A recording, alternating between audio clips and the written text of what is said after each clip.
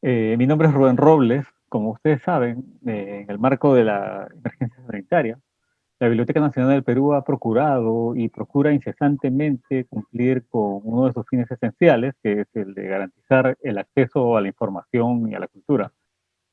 En sus casi 2 siglos de historia institucional, la Biblioteca Nacional del Perú se ha convertido en el principal repositorio del patrimonio bibliográfico documental de la nación peruana y en una de las más representativas bibliotecas del espacio sudamericano. En el marco de la celebración de los 200 años de la biblioteca, se viene realizando el ciclo de conferencias, ustedes ya lo conocen, la Biblioteca Nacional del Perú, rumbo a los 200 años de historia. Este ciclo tiene la periodicidad de una conferencia al mes, en la que se aborda un diferente momento de la historia de la biblioteca, no como un hecho aislado, sino desde la perspectiva del diálogo cultural con la memoria del país, ¿no? Se está destacando las colecciones bibliográficas que ilustran la historia de esta primera institución cultural del Perú, los sucesos y las gestiones de los directores, todo lo cual constituye una parte vital de la existencia de la Biblioteca Nacional del Perú. En esta oportunidad presentaremos la conferencia titulada Jorge Basadre y la Biblioteca Nacional del Perú. Y para escucharla es un gusto contarlo con la participación del ponente, el doctor Cinesio López. El doctor Cinesio López es, por supuesto, uno de los intelectuales ligados a la historia de la Biblioteca Nacional del Perú. Él es profesor principal de la Pontificia Universidad Católica del Perú y de la Universidad Nacional Mayor de San Marcos. Es investigador y analista político de mucho renombre, sociólogo con estudios completos de doctorado en la Universidad de París, Francia, bajo la dirección de Alain Touraine. Es doctorado en la Universidad Nacional Mayor de San Marcos, consultor de organismos nacionales e internacionales como el Programa de las Naciones Unidas para el Desarrollo, el Banco Interamericano de Desarrollo, la UNICEF, la presidencia del Consejo de Ministros, ha sido en el 2002, ¿no? Entre otros. Además ha sido integrante durante 4 años del grupo de la Universidad de Maryland por invitación de la Embajada de Estados Unidos, dedicado a la negociación de conflictos dentro de la diplomacia de segunda vía, ¿no? La sociedad civil entre el Perú y el Ecuador. Ha sido autor y coautor de un muy bien nutrido número de libros sobre Estado, sociedad y política en el Perú y en América Latina.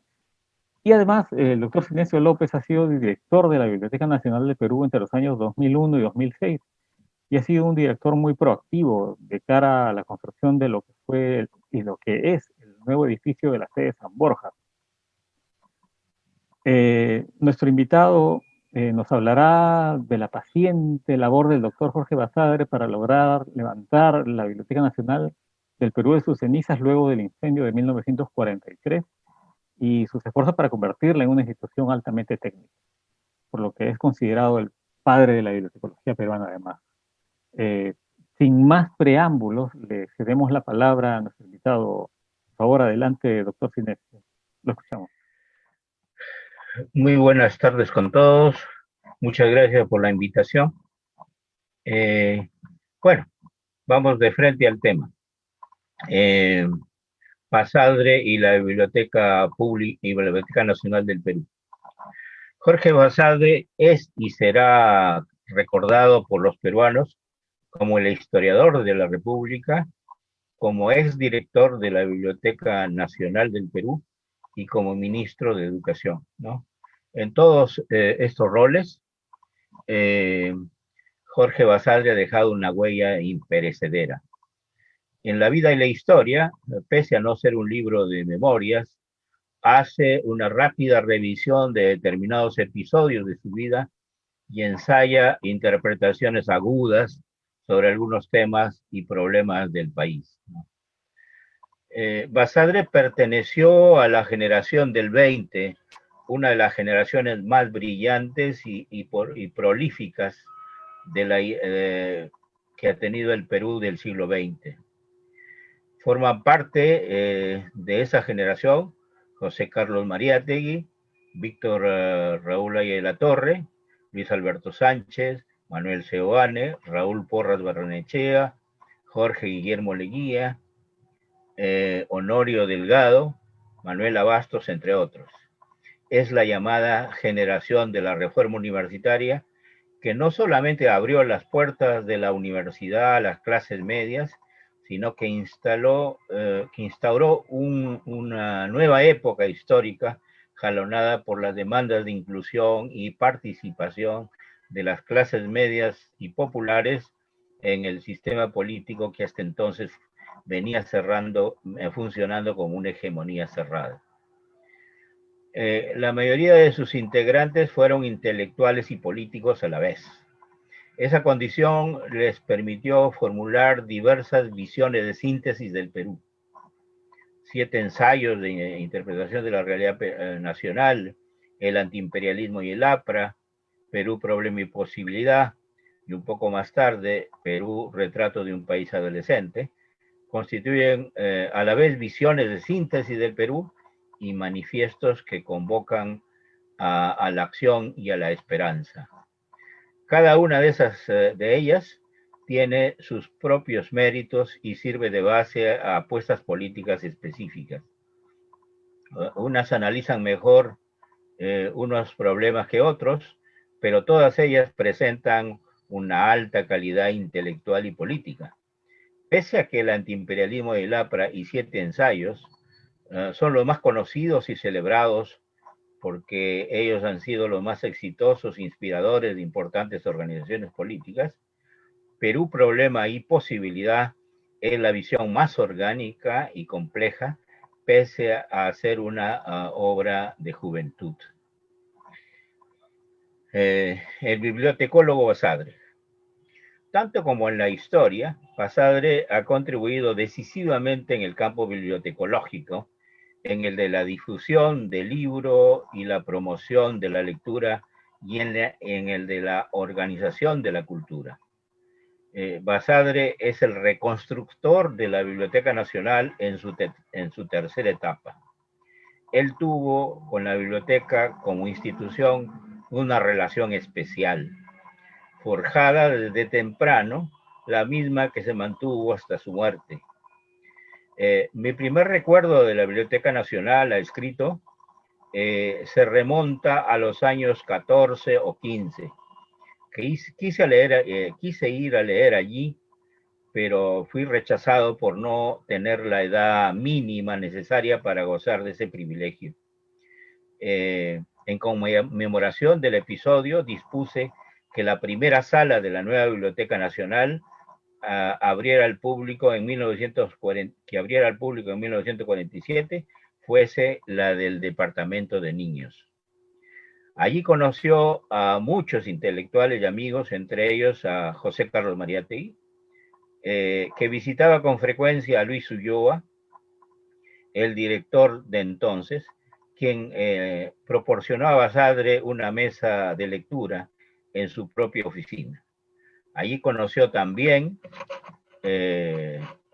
circunstancialmente a José Santos Chocano, quien habría abandonado desfavoridamente el recinto al ver a Basadre, debido al gran parecido con Edwin Elmore, a quien el poeta había asesinado en Santiago de Chile.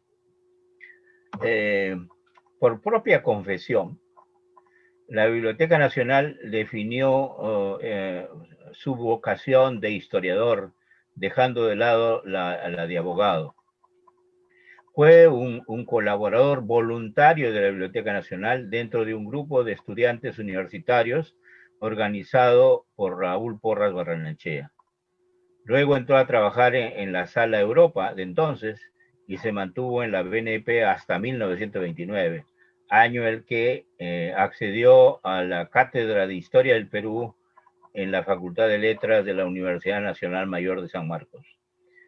Incorporación memorable en la que abrió el año académico en presencia de Leguía, con su magistral exposición La multitud, la ciudad y el campo.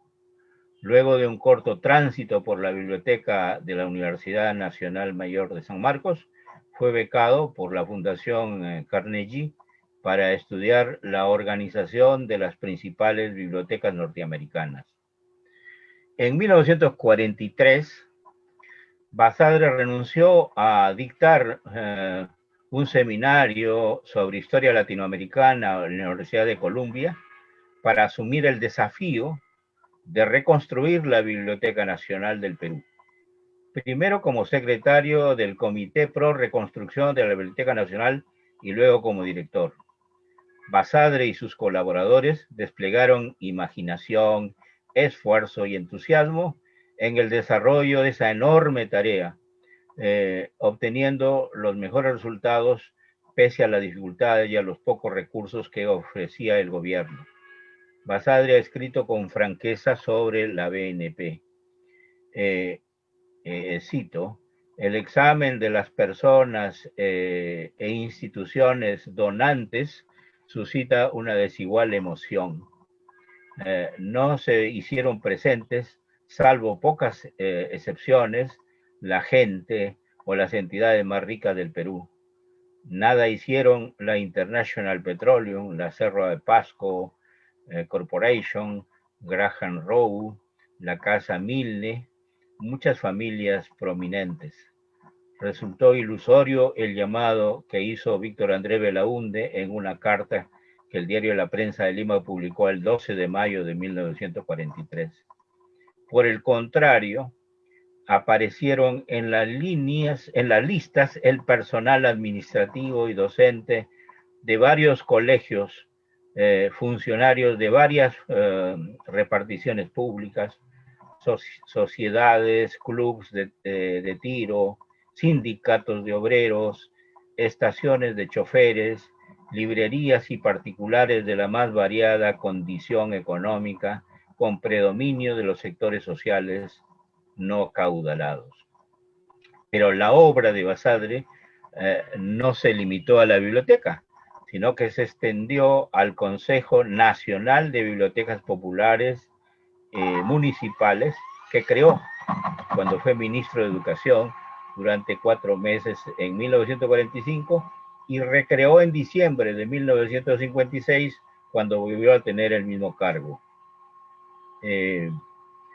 Basadre también inició la edición de 3 importantes publicaciones institucionales que aún perviven, no sé si hasta ahora, pero en mi época pervivían, el Anuario Bibliográfico Peruano, ahora Bibliografía Peruana, en donde se da a conocer la producción intelectual del país, el Boletín de la Biblioteca Nacional, el que se da cuenta de los avances de la institución, y Fénix, la revista dedicada a la bibliotecología. De alguna manera queremos seguir con su tarea. Bueno, en ese tiempo que yo dirigía la Biblioteca Nacional, quise seguir un poco con esa tarea, con la publicación de una revista de mucha calidad que hasta ahora sigue publicándose, Libros y Artes. La biblioteca fue definida por Basadre como un hogar intelectual democrático. A Basadre le debemos una reflexión organizada y sistemática sobre el sentido, las funciones, la estructura y el devenir de las bibliotecas en el mundo moderno en general y en el Perú en particular. La biblioteca es, según Basadre, el hogar intelectual democrático en el que, cito, el hombre normal y el ciego, el niño y el adulto, el erudito y el ignorante, el que salió demasiado pronto de la escuela y el que no aprendió en ella lo que ahora necesita, el que busca una nueva ocupación u oficio, el que quiere simplemente un sano esparcimiento y el que trata de hacer una investigación científica y por eso merece facilidades especiales. Todos ellos y múltiples otros deberán hallar en este hogar intelectual sin discriminaciones personales, albergue, asistencia, orientación y guía. Libros y folletos, colecciones de diarios, revistas y recortes, mapas, obras de música, discos fonográficos, películas, retratos grabados, han de ser grabados, han de ser guardados en los anaqueles y gavetas, listos para su rápida movilización en un mínimo tiempo y en múltiples direcciones, permanentemente buscando a su público. La organización de las bibliotecas constituye una lucha, decía, por defender una concepción democrática de la vida en el más limpio sentido de esta palabra, procurando la divulgación de la cultura, el ofrecimiento de oportunidades para leer a las diversas clases, regiones, edades, ¿no? Ese carácter de hogar intelectual y democrático provenía desde la fundación misma de la Biblioteca Nacional del Perú. Por esta razón, Basadre recordaba con frecuencia las palabras del decreto del 8 de febrero de 1822. Cito: el establecimiento de una biblioteca nacional, decía el mencionado decreto, es uno de los medios más eficaces para poner en circulación los valores intelectuales y hacer que todos los hombres de todas las edades se comuniquen recíprocamente los secretos que han escudriñado en el fondo de la naturaleza. 1000 veces felices los que vean cumplido nuestros votos. Gustaba también repetir las palabras del protector en el decreto del 14 de septiembre que ordenaba el estreno de la biblioteca. Cito: los días de estreno de los establecimientos de ilustración son tan luctuosos para los tiranos como plausibles a los amantes de la libertad. Ellos establecen en el mundo literario las épocas de los progresos del espíritu, a los que se debe en la mayor parte la conservación de los derechos de los pueblos. La Biblioteca Nacional es una de las obras emprendidas que prometen más ventaja a la causa americana. Todo hombre que desee saber puede instruirse gratuitamente en cuanto ramo y materia le convenga, con mayor comodidad y decoro. Debe celebrarse, pues, la apertura de la Biblioteca Nacional como el anuncio del progreso de las ciencias y artes en el Perú.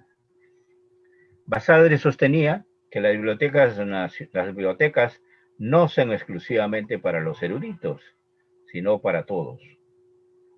Por eso veía con un enorme valor simbólico que el local donde funciona el Colegio de Caciques, que funcionó, digamos, el Colegio de Caciques, se transformara en el Colegio de la Libertad en la época independiente, y luego fuera el local de la Biblioteca Nacional del Perú. La biblioteca debe ser siempre, decía Basadre, Colegio de la Libertad y nunca Colegio de Caciques, ¿no? Bueno, la tercera Biblioteca Nacional no podía ser vista, según Basadre, solo como un museo de joyas bibliográficas, sino también como un instrumento activo al servicio constante de la colectividad. La biblioteca aspirará a ser un hogar intelectual de todas las clases sociales, sin distinción de sexos ni edades. Él reflexionó también sobre el carácter patrimonial y el carácter público de la Biblioteca Nacional del Perú. Basadre diferenció y al mismo tiempo integró las dos funciones básicas de la Biblioteca Nacional del Perú: su carácter patrimonial y su carácter público. Se trata de preservar, decía, el patrimonio histórico del país y de la civilización a la que él pertenece, guardando las obras que simbolizan y explican tan invalorable herencia. Igualmente, se trata de complementar y extender hasta el límite de lo posible las funciones educativas que las aulas cumplen al suministrar, dentro del más puro espíritu democrático, la mejor lectura gratuita para el mayor número. al lado de la planificación de esta gran central bibliográfica, ha de ponerse en práctica tarde o temprano, paulatinamente, para el cumplimiento de tan vastos fines, el establecimiento de sucursales o anexos de ella en distintos barrios de la zona urbana y suburbana de la capital, integrándose en una red nacional que comprenda también sus secciones rurales.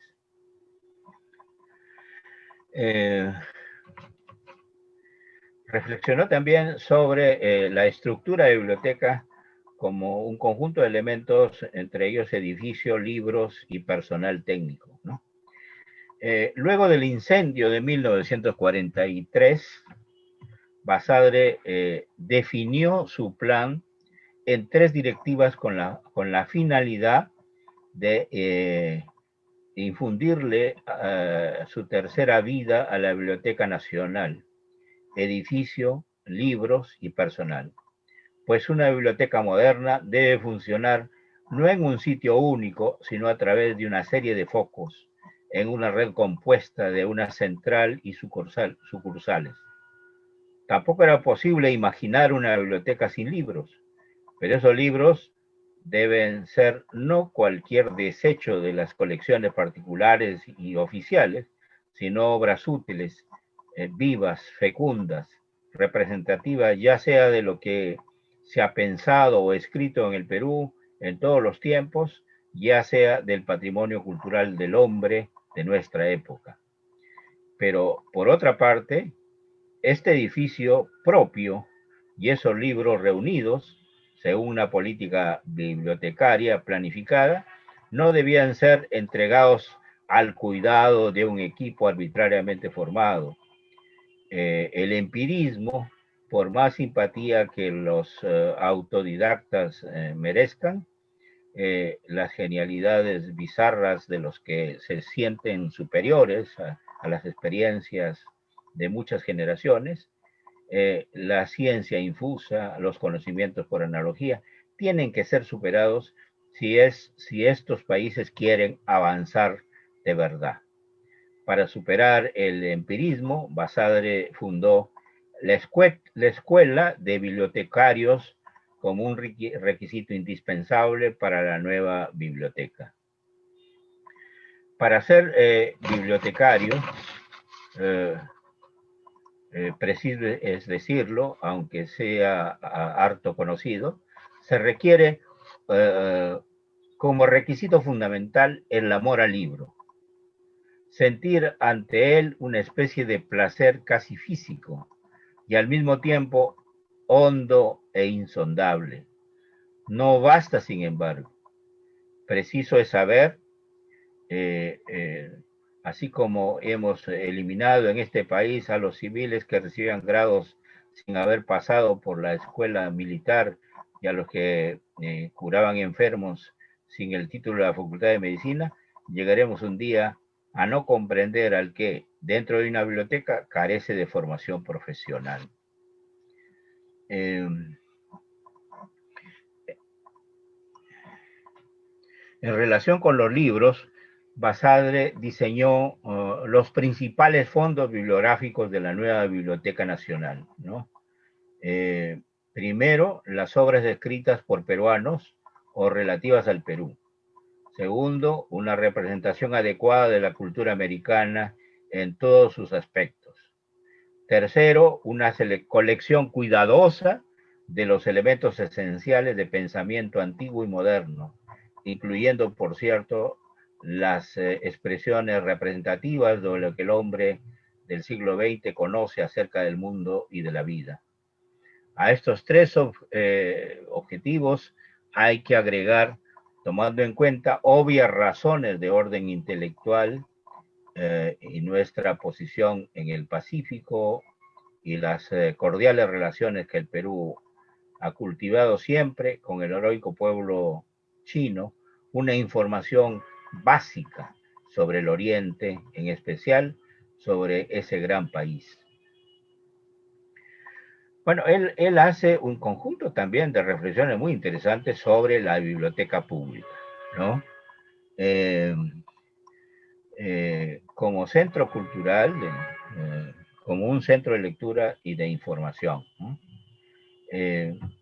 Él quizá es uno de los directores, digamos, fundadores de estas bibliotecas populares, digamos, ¿no? De la biblioteca pública. Basadre creía en la moderna bibliotecología, que la moderna bibliotecología tenía que ir tarde o temprano hasta las verdaderas bibliotecas populares, hacia las municipales, cuyo objetivo eran los siguientes. Señaló un conjunto de objetivos, voy a señalar los más importantes, ¿no? Primero, ayudar a que el pueblo encuentre un ambiente propicio para desarrollar su ansia de saber y su aspiración de superarse, acercándose a las fuentes de conocimiento relacionados con la cultura y la ciencia. Segundo, crear en niños y adultos el amor al libro y al hábito de la lectura, facilitando en todo lo que sea posible el préstamo a domicilio, sin desmedro de procurar la conservación del patrimonio espiritual reunido y que debe ser incrementado sistemáticamente de acuerdo con los intereses de los lectores y las necesidades de la colectividad.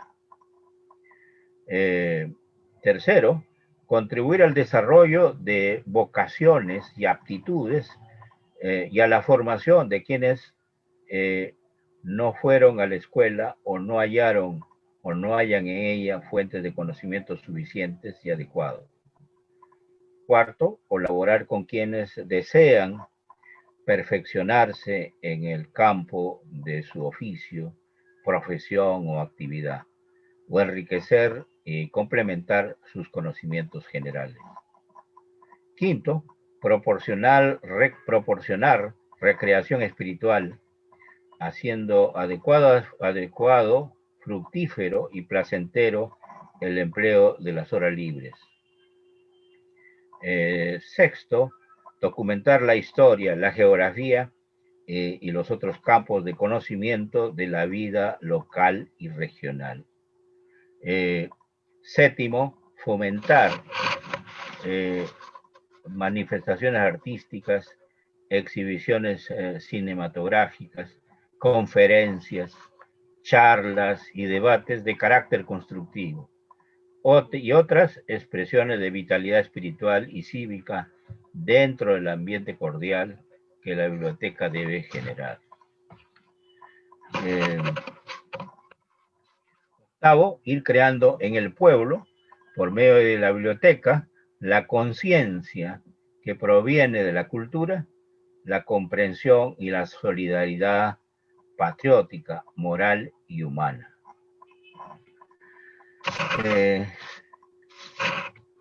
Basadre hizo también alguna reflexión interesante sobre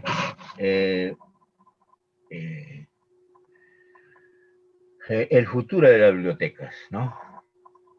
Oteando la larga duración a la que estaba acostumbrado como historiador, Basadre predice las características de las futuras bibliotecas como producto de los cambios tecnológicos, pero defiende la vigencia y la eternidad del libro y la lectura. Prodigiosos cambios, dice, han ocurrido y van a ocurrir en el mundo de nuestra época. La aparición y el desarrollo del microfilm y de las copias fotostáticas, el incremento de la radio y el fonógrafo, el futuro progreso de la televisión, son para algunos anuncios que los cambios repercutirán aún sobre aquellas actividades que se relacionan con los bibliotecarios. Parece muerto para siempre el hombre que podía sentarse en su sillón durante años a leer una o más veces el mismo libro. Hay quienes anuncian una era en que las noticias y las ideas no serán escritas sino dichas, en que la voz valdrá más que la escritura, y que si se le emplea y se emplea, la vista será para ver más que para leer. Cabe vislumbrar que el celuloide reemplazará el papel y la imagen al tipo de imprenta. Un soñador puede suponer entonces que las futuras bibliotecas sean gigantescos depósitos de películas minúsculas o de discos. No pecamos, sin embargo, de conservadores cuando creemos que a pesar de todo, el libro vivirá siempre. Nada ha reemplazado todavía al goce de la lectura, al gusto arbitrario de abrirlo en cualquier momento y en cualquier página, a la facilidad de tenerlo cerca, a solas, diciendo un mensaje sin estrépito, con sutil dulzura. Nunca han trabajado tanto las imprentas como en estos años. Nunca ha habido un número más alto de lectores en el mundo. Podemos concluir diciendo que cualesquiera sean las prodigiosas transformaciones del futuro, habrá libros, aunque ellos sean seguramente más baratos, más accesibles, más universalmente repartidos que ahora, y que al haber libros habrá bibliotecas. Muchas gracias.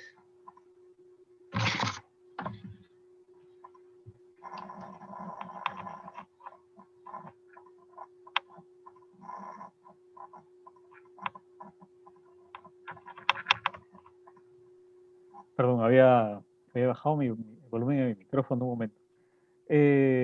Muchas gracias por sus palabras, doctor.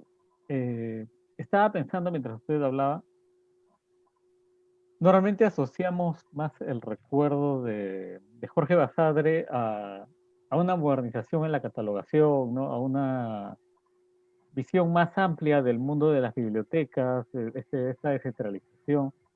Pero ahora que lo escuchaba, pensaba que de alguna manera podríamos decir que nada de esto sería posible sin una visión mucho más amplia de lo que es la cultura, que de alguna manera Basadre es como un cambio entre una biblioteca un poco anquilosada, una biblioteca bastante tradicional y una biblioteca de cara al futuro, gracias a este bagaje cultural que él tenía y que probablemente o muy seguramente tenía que ver con sus viajes a sus estudios en Estados Unidos, sus viajes a Europa. No sé si nos podría ampliar un poco de esto. Yo creo que, bueno, Basadre era un historiador erudito, digamos, ¿no? Cuando uno ve la bibliografía que cita, por ejemplo, en sus obras, ¿no? En todas sus obras, en las obras ya de juventud y luego en las obras de madurez, uno puede ver una bibliografía citada en alemán, ¿no? Por ejemplo, a mí me sorprendió que citara a Koselleck, un célebre historiador alemán, digamos, ¿no? De la misma línea de Heidegger, en fin, ¿no? El gran historiador que digamos que ha producido una historia conceptual, digamos, ¿no? Entonces, él lo cita. Y bueno, y así cita a una serie de autores ingleses, en fin, desde su tiempo, autores norteamericanos, ¿no? La erudición era enorme, digamos, ¿no? De él. Entonces eso le podía permitir tener una visión grande de lo que era la biblioteca, ¿no? Él adquirió en ese sentido algunos fondos bibliográficos que eran necesarios. Por ejemplo, compró la biblioteca Justo, ¿no? Entonces, y recibió una serie de donaciones, pero cualquier cantidad, ¿no? Enormes volúmenes. Cuando yo llegué a la Biblioteca Nacional encontré eh, donaciones que aún no habían sido, ¿cómo se llama? Eh, puestas al servicio de la, ¿no? No, de la colectividad, estaban ahí amontonadas, digamos, ¿no? Y poco a poco tenía que haberse incorporado, ¿no? Eh, yo creo que, bueno, esa gran mirada cultural al mismo tiempo le permitía tener una visión, como acabo de terminar la exposición, de futuro, de lo que va a pasar. Y está describiendo lo que está pasando ahora, ¿no es cierto? O sea, y tienes internet, tienes, ¿no? Entonces ya no necesitas el libro. Entonces ya piensan muchos que ya no necesitas el libro y los libros siguen. El libro es un hecho ético, estético y cultural, digamos, ¿no? Necesitas un libro, no, no es como agarrar un libro, ¿no? En vez de leerlo en un soporte, ¿no?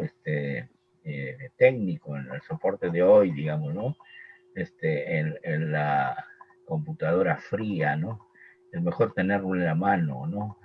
Eh, y poder subrayarlo y poder, bueno, entonces, y lo tienes para leerlo cuando quieras y lo tienes en la mesita de noche, ¿no?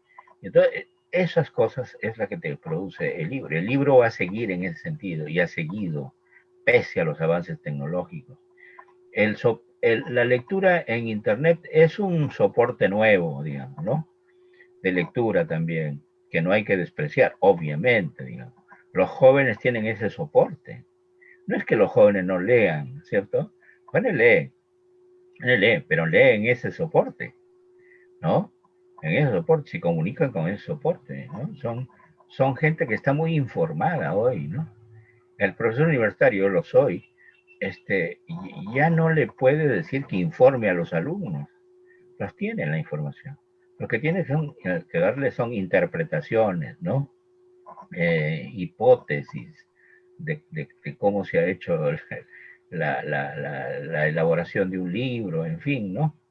Eh, Formas de investigación, en fin, pero ya no tanto información, la información la tiene. De tal manera que se han multiplicado mucho hoy los soportes de lectura. Y Basadre lo previó.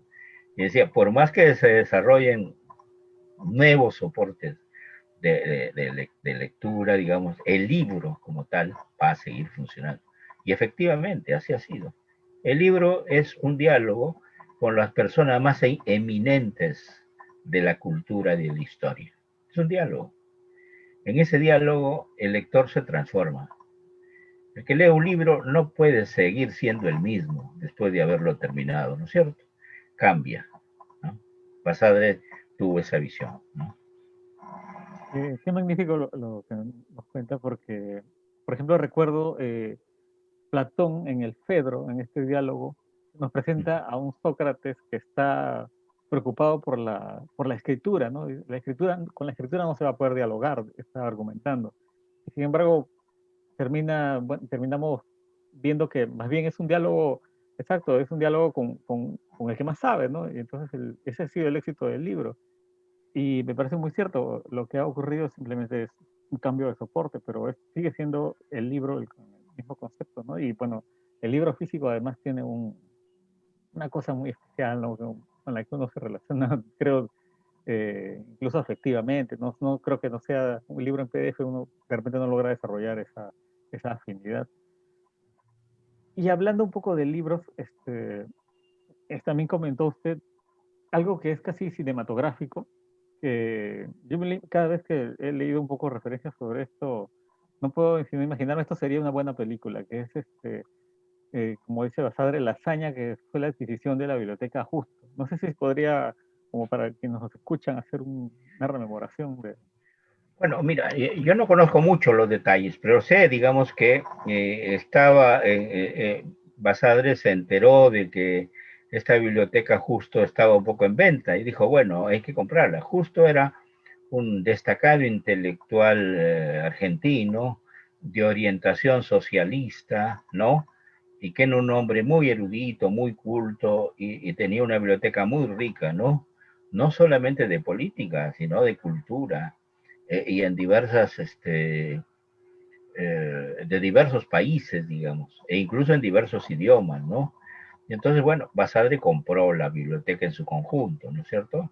Ahora, esa es una colección muy buena, muy rica que la Biblioteca Nacional atesora, ¿no es cierto? Y luego, bueno, vinieron después donaciones, ¿no? Donaciones importantes, ¿no? El mismo Raúl Porras, en fin, y varios intelectuales, la Sala Cisneros, bellísima, al menos como repositorio donde puedes guardar los libros, ¿no? Bueno, y así tienes, digamos, varias colecciones, ¿no? Entonces, yo creo que la compra de esta colección, que parece que no fue demasiado cara, no conozco mucho los detalles, no recuerdo en todo caso, pero he leído algo, pero ya no recuerdo, hace tantos años que ya no he vuelto sobre el tema, pero me parece una de las cosas, una de las decisiones más importantes de Basadre. Y Basadre no tenía, en ese tiempo, no tenía en la biblioteca muchos recursos, ¿no es cierto? Como siempre. A la biblioteca, mira, la cultura en este país no ha sido valorada, se le ha desvalorizado. Y eso se siente en los presupuestos que otorgan a las instituciones de la cultura, ¿no es cierto? Entonces, siempre la biblioteca anda mendigando, ¿no? Anda mendigando para tener pequeños fondos y poder pagar mal a sus trabajadores, para poder adquirir libros. Muchas de las adquisiciones son más bien donaciones que capacidad de la biblioteca para comprar, porque no tiene fondos para hacerlo, ¿no? Entonces la biblioteca carece, desgraciadamente, de eso. O sea, y eso tiene que ver, ¿sabe qué? Con el problema del Estado, ¿no? O sea, mira, eh, cuando un Estado sabe organizar la memoria de un país, sabe guardar esa memoria, ¿no? Muestra que tiene una excelente burocracia, ¿no? Eh, que, digamos, valora lo que es realmente cultivar, organizar la memoria de un país. Sin la memoria de un país no hay presente ni futuro, digamos, ¿no? Entonces, lo que pasa es que el Estado que hemos tenido es un Estado muy débil, digamos, ¿no? Y en el siglo XIX no llegamos a tener un Estado. Las estadísticas que hay del siglo XIX, ¿no? Son muy pobres, ¿no? No había ni siquiera quien haga el censo, ¿no es cierto? El censo de 1876, por ejemplo, es dirigido por un literato, Manuel Atanasio Fuentes, ¿no es cierto? Y es hecha por los soldaditos rasos, ¿no? Que van a encuestar, digamos, eh, bueno, para el tiempo no está mal ese censo, pero efectivamente hay un problema de organización, no hay una burocracia, ¿no? En cambio, cuando tú miras el censo del 40, caray, ¿quién lo dirige? Arca Parró, ¿no? Arca Parró, un técnico de alto nivel, digamos, organiza un buen censo, ¿no? Eh, Organiza bien la memoria y la publicación de esa memoria, entonces, caramba, entonces ya tenían más o menos Estado. En el siglo XX hemos tenido algo de Estado ya, algún Estado, diversas formas de Estado, pero ya que podía guardar la memoria de un país poco a poco. Pero siempre se le ha negado fondos para a las instituciones culturales. ¿Por qué? Porque generalmente nuestras élites estatales no valoran la cultura, ¿no? No valoran el libro, no valoran la biblioteca, no memoran la memoria de un país, ¿no? La memoria, que es la Biblioteca Nacional, el centro por excelencia de guardar la memoria de un país, juntamente con el archivo nacional, en fin, ¿no? Entonces, y ya que estamos por este tema, no sé si es un poco impertinente de repente para preguntarle, usted hizo una campaña hablando de estos presupuestos casos a veces. Mariátegui decía que la biblioteca era la cenicienta del presupuesto nacional.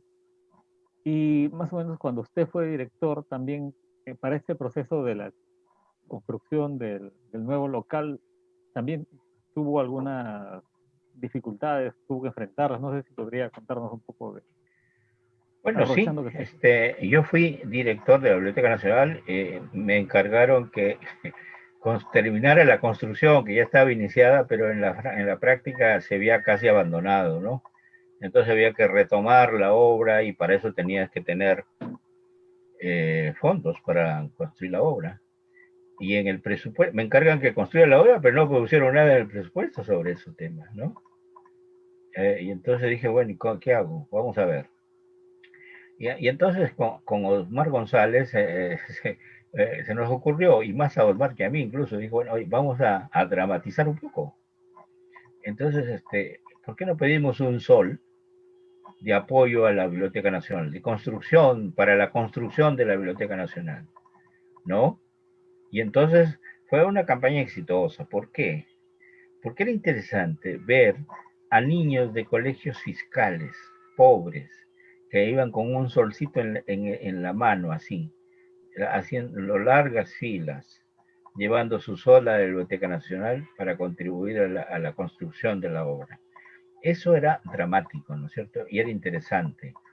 Y entonces llamó la atención de los funcionarios entonces, los ministros entonces. El ministro de Educación me llamó y me dice, oye, cuando tú pides un sol, estás dejando mal al Estado. Entonces yo le digo, pero discúlpame, el Estado queda mal no porque yo pida un sol para construir la biblioteca, sino porque no pone la suya. Pero entonces yo me di cuenta que ya entrábamos a la agenda, porque lo fundamental en la política pública es entrar en la agenda. Y entonces efectivamente a los pocos meses me llamó Toledo, el presidente, ¿no? Y entonces me dice, oye, ¿qué estás haciendo? Le digo, es que no me han dado fondos. Y entonces tengo que... ¿no? Y entonces, miren, le digo, dramaticé un poco también para convencerlo a que colaborara, ¿no es cierto? O sea, le digo, mire, una biblioteca nacional se construye cada 100 años, ¿no? Y el que la construye, ahí tiene un recuerdo, una plaquita que dice, esta biblioteca fue construida bajo los auspicios y la dirección y el apoyo de... Y entonces, a Mitterrand, le digo, en Francia, no lo van a recordar simplemente como el gran orador, un presidente socialista brillante, en fin, lo van a recordar como el constructor de la gran biblioteca de París. Ah, peló los ojos, digo, la hacemos. Entonces, la hacemos, ya. Entonces, bueno, a los pocos días me llamó el ministro de Economía y me dice, ¿cuánto necesitas? Y entonces yo le dije, el fondo que necesitaba. Ya, tanto. Y me dio el fondo. Caray, me dio el fondo. Entonces, ¿cuál es mi sorpresa? Que vino una huelga de maestros que había que pagarles, aumentarles. Y entonces me quitaron, me dejaron solamente 2 millones de todo lo que me han dado. Y se llevaron todo para pagarlo a los maestros. Bueno, pues me quedé otra vez sin fondo. Y otra vez a dramatizar, ¿no? Bueno, así se ha construido esa biblioteca. Porque, digamos, no me dieron pues los fondos. Si me dieran los fondos de una vez, yo le daba a una empresa, le digo, y construímela con mano en llave, ¿no es cierto? O sea, y bueno, no, se fue construyendo y eso era complicadísimo porque no podías permitir que se te caiga un proceso, por ejemplo, ¿no? De licitación, pues si no perdías el fondo y entonces eso, felizmente, bueno, hubo mucha gente de calidad dentro de la biblioteca y técnicos fuera que entraron y ayudaron a eso y entonces la obra se fue construyendo poco a poco hasta que terminamos la obra. Hubo mucho de negociación. Sí, sí, sí. ¿Hubo alguna, imagino alguna, también beber un poco de la experiencia de las reconstrucciones de Palma, de Claro, los Andes? Palma para mí fue una inspiración, porque el bibliotecólogo mendigo, ¿no? Él ha contado, ¿no? En muchas, incluso en algunos libros, ¿no? Hay en este libro, hay un libro de la colección que dejó San Martín, un libro en latín sobre las guerras, ¿no? Entonces, y dice, este libro lo adquirí de un soldado que estaba vendiendo en la calle, ¿no? A 10 centavos para pagar su almuerzo, no sé qué. Y entonces yo le dije, trae para acá, bárbaro, y se lo compró, ¿no? Y entonces, y así ha ido, bueno, recuerden ustedes que ¿no? Palma recuperó gran parte de la obra que se había dilapidado aquí en el Perú y recuperó gran parte de la que se había ido para Chile, porque era amigo del presidente Santa María, ¿no? Y entonces, y así pudo recuperar. Y Palma entonces, bueno, actuó como solicitaba apoyo, mendigaba, digamos, para poder comprar esa obra suelta, digamos, ¿no? Que estaba regada, digamos, por los mercados, en las tiendas, en las cantinas, había, todo eso había sido vendido por los soldados que habían asaltado la Biblioteca Nacional, ¿no? Sí, pues. Eh, Nos hemos alejado, creo, de repente el público está preguntándose, pero es que también es parte de todo un proceso. Nos hemos alejado un poco de Basadre, pero a ver si volvemos un poco a Basadre. Ya. Podríamos decir que no habría biblioteca nacional sin Basadre, la biblioteca actual, y que no habría Basadre sin la Biblioteca Nacional, quizás, ¿no? Hay una intencionalidad en el decreto de fundación de José de San Martín, que es de apertura hacia todos los hombres que puedan entrar a leer, ¿no? Y Basadre no solo creo que lo retoma, sino que va más allá y no solo entran los hombres, sino entran los niños y, y además entra como con mucha fuerza la presencia femenina, ¿no? A través de la escuela de bibliotecarios empiezan a notarse más, ¿no? Eh, que hay una pregunta que nos formulan, más o menos qué intencionalidad, qué motivación tenía Basadre para esta creación de la escuela de bibliotecarios. Nos podría... Bueno, mira, a ver, yo creo que él se dio cuenta y conocía las bibliotecas del mundo, obviamente, ¿no? No solamente la carencia de la Biblioteca Nacional, sino conocía la biblioteca del mundo, cómo funcionaban, ¿no? Las bibliotecas nacionales. Y entonces de esa experiencia recoge la necesidad de formar un cuerpo técnico, ¿no? Una profesión del bibliotecólogo. Él forma esta escuela de bibliotecólogos, ¿no? Al cual concurren diversas personas, sobre todo personal femenino, ¿cierto? Y generalmente la clase alta, ¿no? Entonces, es curioso, ¿no? A formarse como bibliotecólogos, ¿no? Y entonces, hemos tenido, pues, excelentes bibliotecólogas, bibliotecólogos formados en la Biblioteca Nacional, ¿no? Eh, yo conocí algunas de ellas, todavía, algunas de esas personas, ¿no? De altísima calidad, ¿no? Intelectual, profesional, ¿no? Que sabían y que amaban al libro y lo difundían, pero al máximo. Promovían las bibliotecas populares, pero con mucho cariño, en fin, ¿no? Que no solamente estaban en Lima, sino también en las diversas regiones, ¿no? En los diversos municipios. ¿Ya? Entonces, ellas estuvieron, estos profesionales, o estos profesionales estuvieron siempre ahí. Yo creo que sin ellos no se podía organizar una biblioteca, ¿no? La biblioteca necesitas un cuerpo técnico profesional que maneje, ¿no? La organización del libro, la forma de, de, ¿cómo se llama? Digital, ¿cómo lo llaman? Lo que hacen, ponerlo, su número, digamos, ¿cómo lo llaman? Ustedes tienen un nombre Tratamiento especial. técnico, ¿no? Exacto. Entonces, que tenga todo eso, digamos, ¿no? Entonces, tú puedes buscar fácilmente un libro, ¿no es cierto? Todo eso fue organizado por Basadre. Basadre se percibió ese elemento central para él, los bibliotecólogos, los libros y el edificio, biblioteca. Eso es la biblioteca pública, ¿no? O esa es la Biblioteca Nacional, ¿no? Claro, y ya está por eso digo, me queda claro después de escucharlo, como Basadre es de alguna manera, siendo él historiador, es proclive a buscar la apertura, ¿no? No solamente una biblioteca para eruditos como había sido hasta antes de su gestión, ¿no? Sí, sí. Así Sí, no, yo que, creo, bueno, esa es la gran apuesta de Basadre, ¿no? Es que Basadre también, bueno, era un intelectual, ¿qué digo? Intelectual, era un intelectual público, para decirlo en los términos modernos de hoy. No era solamente un intelectual que se enclaustra en su torre de marfil, ¿no? Sino era un hombre que entendía la política, que entendía la necesidad de comunicarse con la gente, ¿no? Como ministro de Educación aprendió un montón de cosas, escribió un libro magistral que se llama La Otra Morada sobre la educación, hizo uno de los censos más interesantes sobre el tema de la educación, ¿no?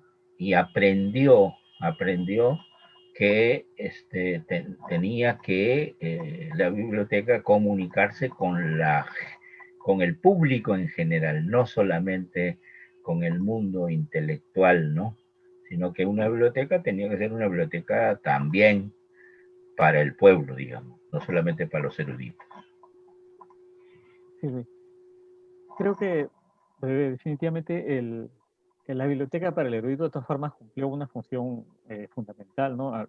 Que ha sido la base, de hecho, de las que ha vivido Basadre, entre otras muchas. Pero también este intelectual público podría decirse que es parte casualmente de esta generación de la Reforma, esta generación, digamos, de Víctor Roble de la Torre, ¿no? Jorge Guillermo Leguía, ellos ya tenían esta visión, o Basadre, digamos, es un caso un poco más particular.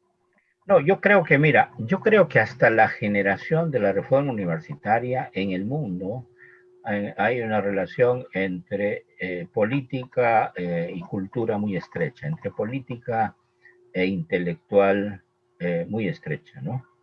O sea, el intelectual al mismo tiempo es político y el político al mismo tiempo es un intelectual. O sea, no hay un divorcio. Por eso son gente erudita, ¿no? Por eso tú tienes a un hombre como José Carlos Mariátegui, ¿no? Por eso tú tienes a un hombre como Víctor Raúl Ayala Torre. Todos son intelectuales eruditos, pero también políticos. O sea, uno y otro se alimentan. Bueno, desde entonces yo creo que se produce un divorcio entre lo que es el intelectual y el político, ¿no? Entonces, el intelectual se queda a la universidad, básicamente se va a la universidad, y el político se queda en la calle, literalmente en la calle, ¿no? O sea, el político siempre está en la calle, o sea, ya hoy, por ejemplo, es difícil encontrar políticos que sean al mismo tiempo intelectuales, que sean eruditos, que tengan una mirada, una concepción del mundo y una mirada científica, ¿no? Exigente, ya no lo tienen, ¿no? Ya no hay, ya no hay. Yo creo que esa es la última generación en el mundo. También pasó lo mismo, ¿no? De unión entre la intelectualidad y la política, ¿no? Después ya se produce un divorcio, ¿no?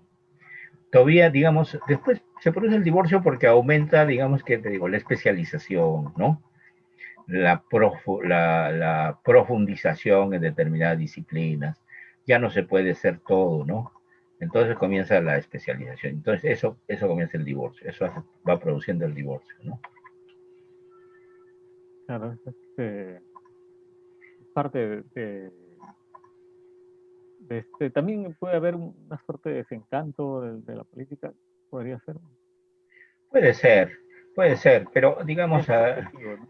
sí, yo creo que sí, hay algo de eso también, ¿no?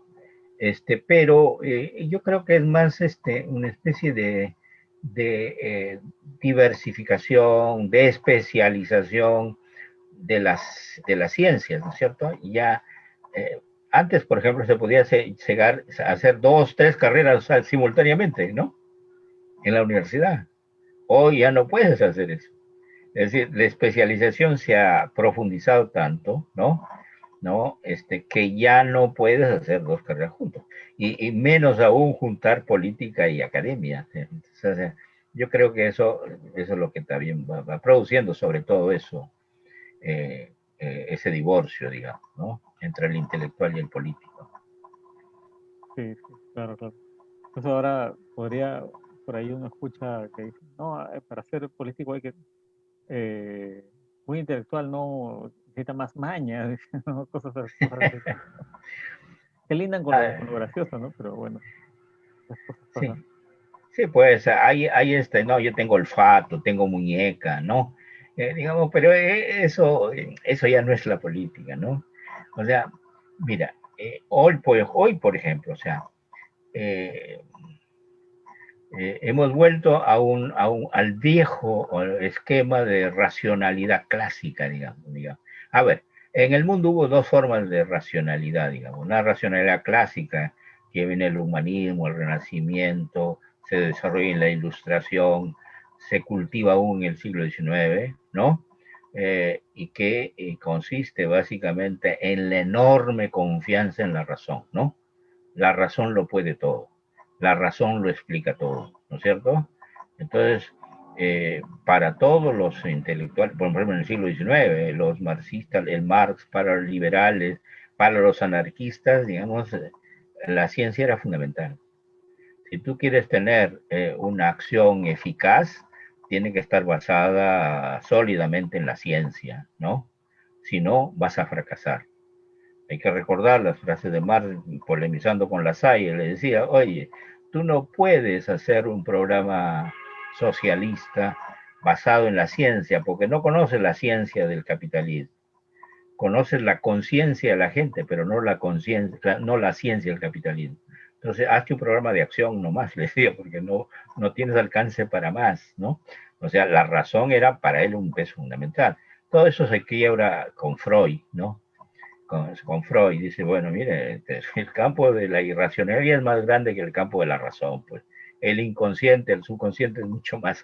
Entonces, Freud derrumbó ese mito de que la razón lo puede todo, ¿no?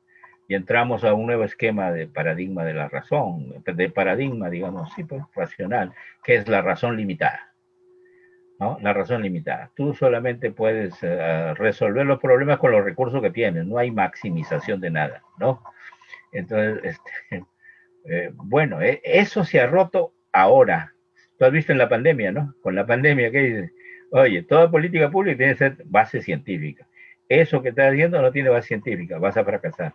Entonces, todos los que están detrás de la política pública contra la de lucha contra la pandemia son grandes científicos, grandes investigadores. Son los que en la práctica diseñan la política pública, ¿te das cuenta? O sea, volvemos al esquema clásico, ¿no? Sí, bueno, las pandemias, las epidemias tienen esta posibilidad de generar cambios eh, radicales, ¿no? Sí, claro. Eh, no sé si, ya que, bueno, tenemos saludos, aprovecho para leerle un poco. Un saludo desde Huancayo y veo un saludo aquí muy curioso. Dice saludos desde Argentina, saludos de la Biblioteca Popular Nicolás Avellaneda, de Castín, Córdoba, Argentina. Está en ese pensar Ana María Serviglio. Eh, entonces, bueno, las cosas que ha tenido también esta pandemia de alguna manera nos ha eh, Conectado. ayudado a dinamizar estos procesos de apertura así sin fronteras, ¿no? Esto también está visualizándolo de alguna manera en su discurso Basadre, ¿no? Se viene un mundo mucho más sistematizado. Sí, sin duda. Basadre, en la última reflexión que yo estaba leyendo, él vio, digamos, todo el desarrollo científico-tecnológico del futuro, ¿no? Él previó el Internet de alguna manera, ya veía cómo venían las cosas, ¿no? O sea, intuía más que todo, ¿no? Intuía, eh, más o menos con la erudición que tenía, con la formación que tenía, en fin, previó esos grandes cambios, ¿no? Y también, obviamente, ya un mundo global, quizá no en las dimensiones que hoy tenemos, ¿no? Pero ya había una cierta comunicación con el mundo, ¿no? O sea, pero no vivimos los acontecimientos en vivo y en directo como hoy, digamos, ¿no? Claro, Pero, digamos, eso es relativamente nuevo, ¿no es cierto? Y eso es lo que ha producido la revolución de las comunicaciones hoy. Hoy se ha producido una revolución de las comunicaciones impresionante, digamos, ¿no? Que ha cambiado todo. Cambia la economía, cambia la política, cambia la sociedad, digamos, cambia la cultura. Lo que estamos haciendo ahora, por ejemplo, es producto de la revolución científica, de la revolución de las comunicaciones, ¿no? Entonces, y el nivel de información que tiene la gente hoy, los jóvenes sobre todo, ¿no? Es una generación digital, la más informada si la comparas con otras generaciones, ¿no? Entonces, y que ha cambiado todo, que ha licuado todo el pasado, ¿no? El partido es un cascarón ya viejo, ya no necesitan el partido. Y el partido era la voz de los sin voz, ya no sé, ya no hay eso, todos tenemos voz, ¿no? Entonces, hay nuevas formas de representación, en fin, nuevas formas de desarrollo, de divulgar los bienes públicos, ¿no es cierto? La salud y la educación, sobre todo. Es impresionante. Entonces, claro, todo eso Basadre obviamente no lo podía ver, pero lo intuía más o menos, lo intuía ese mundo. Pero el libro va a seguir, decía. El libro va a seguir. Entonces, y tiene razón, el libro sigue. Se siguen vendiendo libros igual que antes. O sea, Y el tiempo le ha dado la razón. Antes de terminar, bueno, quería pedirle si tiene algunas palabras, algo, una reflexión que quiera dar, brindarnos. mire, yo lo que quería decir es, sobre todo a la gente que dedica su vida al libro, a ustedes, los bibliotecólogos, a los intelectuales, a los técnicos que se han dedicado a cuidar el libro, ¿no? Haciendo enormes sacrificios, porque sé que los ingresos que tiene un bibliotecólogo, digamos, son mucho más pobres de lo que se le paga a una secretaria en el Ministerio de Educación, por ejemplo, ¿no? Lo cual es una vergüenza, ¿no? Entonces, pero sin embargo, bueno, ahí siguen, ¿no? Ahí siguen peleando y defendiendo el libro con mucho cariño, ¿no? Yo creo y quiero rendirles y volver a rendirles mi homenaje como siempre se lo he dicho, ¿no? Yo cuando fui director de la Biblioteca Nacional encontré en los trabajadores el mejor apoyo, el más grande apoyo, en todos ellos, ¿no? Para terminar la obra. Entonces, y cuando trasladamos poco a poco todos esos fondos que teníamos en la vieja biblioteca pública de la Avenida Bancay, también hubo un trabajo enorme, digamos, ¿no? Y una organización lenta, en fin, y ayudaron enormemente, ¿no? Entonces, mi interés, además de eso, era, por ejemplo, volver a recuperar la memoria histórica que estaba regada por el país. En algunas veces porque, bueno, se había descuidado esa obra y se acababa en otros países. Encontré, por ejemplo, en la Biblioteca Real de Bélgica una serie de libros de historia del siglo XVII escritos en latín, ¿no? Que nosotros no teníamos. Y entonces, pero si uno pasea por todas las bibliotecas, encuentra eso. Y entonces tenemos que recoger esa memoria, ¿no? En microfilms, todo lo que quieras, ¿no? Porque muchos de esos libros han sido adquiridos legítimamente, digamos, ¿no? Otros se han sido robados, ¿no? Ahí estaban también esas condecoraciones de San Martín y de Bolívar, digamos, en esa biblioteca, ¿no? O sea, seguramente en algún momento de hambre, ¿no? San Martín y Bolívar tuvieron que vender esas condecoraciones de oro, digamos, ¿no? Y bueno, pero te digo, así encuentras todo regado en el mundo, digamos. Chile tenía nuestros libros, digamos, ¿no? Entonces, la primera reunión que yo tuve con la directora de la Biblioteca Nacional, le digo, oye, ¿dónde están los libros que ustedes se trajeron de la Biblioteca Nacional del Perú? ¿No? Después de la Guerra del Pacífico.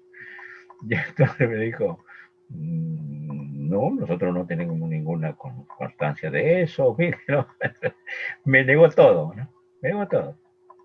Y entonces el ministro de Educación, que era mi amigo, el ministro de Educación de Vitar, Sergio Vitar, que era mi amigo, me dice, oye, nunca pidas las cosas oficialmente por la Biblioteca Nacional ni por el Ministerio de Relaciones Exteriores. Dímelo a mí y yo con Ricardo Lagos, te vamos a devolver las obras de la Biblioteca Nacional, ¿no? Las que están allí. Y entonces efectivamente nombró una comisión que investigó cuáles eran las obras, ¿no? Y hizo toda una lista. Ya yo después tuve que salir, ya en tiempo de Hugo Neira le devolvieron, ¿no? Y él hizo también sus propias gestiones y devolvieron los libros, ¿no? Gran parte de los libros. Pero se han quedado con muchas cosas. Por ejemplo, los archivos que se refieren a la Inquisición, ¿no? Después ahí tienen, en la Biblioteca Nacional de Chile, tienen la mejor biblioteca particular que hubo un tiempo acá, la de Unánue, ¿no? Que Unánue compró a Conde Bueno, ¿no? Entonces, que es una biblioteca que tiene incunables, ¿no? Pero eso está ahí, ¿se acuerdan? O sea, bueno, eso tiene que hacer gestiones especiales para poder recuperar, ¿no? Así hay cosas, digamos, de la memoria del mundo dispersa que hay que tratar de juntar, ¿no? Hay que tratar de recuperar. Pero eso el Estado tiene que valorarlo, la élite tiene que valorarlo y hacerlo, ¿no? Bien, yo quiero saludar a los bibliotecólogos, eh, agradecerles, como ya lo hice en su momento, por la gran contribución que hacen, digamos, a la mantención de esta gran Biblioteca Nacional del Perú y de las bibliotecas populares que hay en Lima y en provincias, digamos. Están haciendo un gran papel y un gran sacrificio, porque a veces no es reconocido ni bien retribuido. Gracias a todos. Muchas gracias, doctor Silencio. Hemos tenido el gusto de escuchar al doctor Silencio López, quien nos ha hablado, como ustedes se han dado cuenta, sobre Jorge Basadre, sobre su trabajo incansable y nos ha permitido ir además en un flashback del presente al pasado y del pasado al más pasado, porque hemos estado hablando de Palma, de Basadre, de estos tiempos actuales y ha sido muy dinámico y muy ilustrativo además, como suele ser las conversaciones con el doctor Sinesio López.